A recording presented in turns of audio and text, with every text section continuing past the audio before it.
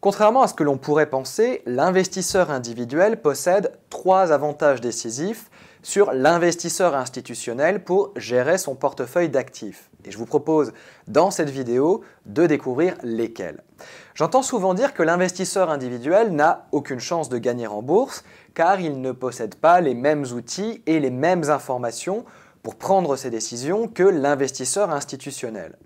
C'est à la fois vrai et à la fois faux. Petit rappel avant d'aller plus loin, l'investisseur institutionnel désigne dans le jargon financier un organisme collecteur d'épargne qui place ses fonds sur les marchés financiers. On retrouve notamment sous cette désignation, cette appellation, les sociétés d'investissement, les fonds de pension et les banques. Il est vrai que les professionnels de la gestion ont à leur disposition des outils et des analyses sophistiquées qui leur permettent de traiter l'information quasiment en temps réel et de prendre les décisions ad hoc. Encore faut-il pour cela qu'ils prennent les bonnes décisions qui, elles, restent bel et bien humaines.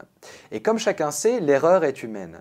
Mais admettons, la réalité c'est que vous n'avez vraiment pas besoin de gérer vos investissements de la sorte pour espérer gagner en bourse. Mais alors, vraiment pas, la preuve.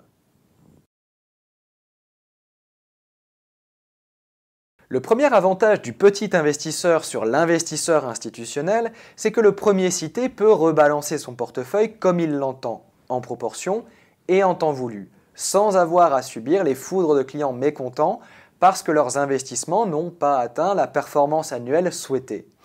Pour bien connaître le milieu, je peux vous assurer que les manipulations en tout genre vont bon train en fin d'année, notamment pour soigner et habiller correctement la performance des fonds de gestion.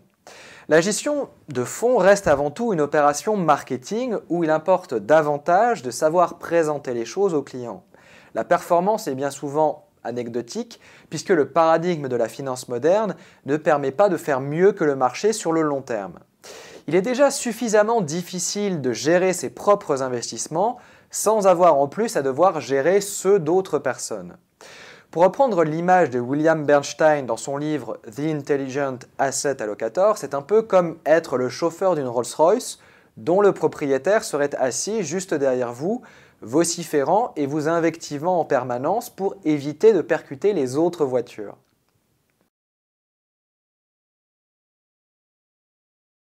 Et oui, il est mécaniquement impossible aux zinzins, aux investisseurs institutionnels, d'investir dans les small caps, c'est-à-dire les petites capitalisations, qui sont pourtant souvent considérées comme des investissements prometteurs. Cette impossibilité est assez simple à expliquer. Étant donné les sommes considérables que doivent gérer ces fameux zinzins, investir dans ce type d'entreprise de faible capitalisation reviendrait à se tirer une balle dans le pied dans une perspective de plus-value. Difficile en effet de ne pas influer directement de manière exponentielle sur le cours de bourse de la valeur ciblée en passant l'ordre d'achat ou de vente lorsqu'on gère des millions voire des milliards d'euros. S'il existe bien sûr la possibilité de lisser l'investissement, l'investisseur institutionnel n'a pas la flexibilité d'un investisseur individuel et doit respecter un ticket d'entrée, un seuil en dessous duquel il ne peut descendre pour investir. Et cela limite évidemment grandement son champ d'action.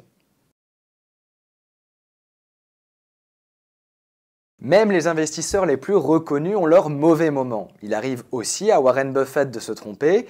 Il ne faut pas se voiler la face, même une allocation d'actifs pertinente peut parfois, temporairement du moins, sous-performer le marché ou son indice de référence. Certaines études montrent d'ailleurs que même les allocations d'actifs les plus performantes sous-performeront leur indice de référence ou le marché 4 années sur 10. William Bernstein a effectué le test pour nous sur la période 1970-1996 avec une allocation d'actifs répartie entre des actions US, japonaises et des métaux précieux. Bien sûr, cette période, une telle répartition d'actifs a surperformé le marché d'environ 3% en rendement annualisé. Pourtant, cette allocation d'actifs a sous-performé le marché 12 années sur les 27 étudiés, c'est-à-dire 44% du temps. Même l'allocation d'actifs optimale sur une période donnée aura ses mauvaises années. L'important, c'est donc d'avoir une vision de très long terme, ce que ne peut se permettre un gérant de fonds, malheureusement pour lui. Un professionnel de l'investissement qui surperforme son indice de référence plusieurs années durant subira une pression formidable de la part de sa hiérarchie, de ses clients et de ses pairs.